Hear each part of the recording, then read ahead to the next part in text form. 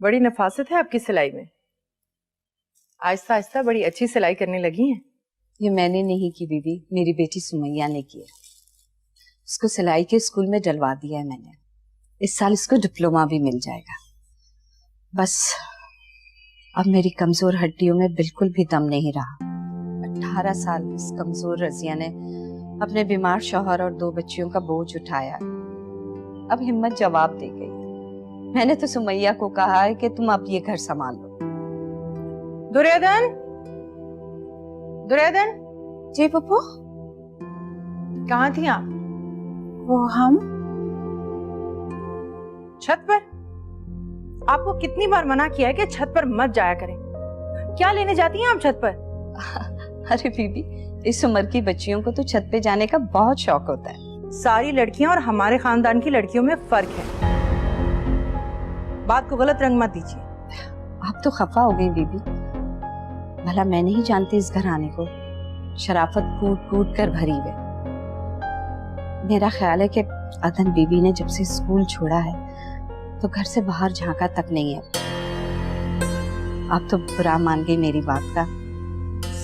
इस घराने की तो सबसे बड़ी गवाह हूं मैं। दुर्योधन, आप कहाँ चले?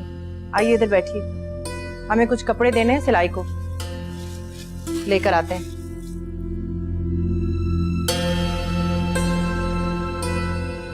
अदन बीबी जी।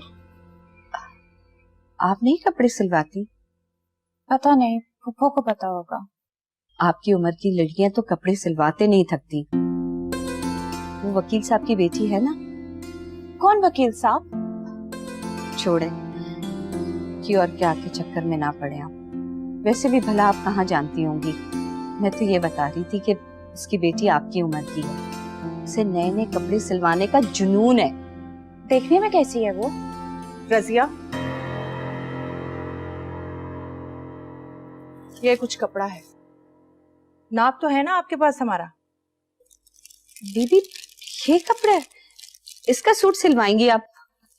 अरे इसका तो अभी कोई लिहाफ भी नहीं सिलवाता। कहाँ से निकाल लाई हैं आप?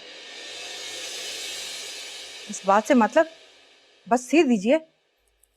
वो मैं कह रही थी कि कल मुझे लेसेस लेने बाजार जाना है।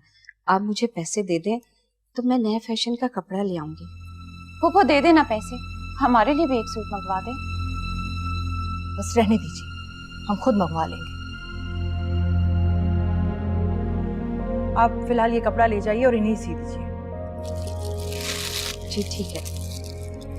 अल्लाह हाफिज।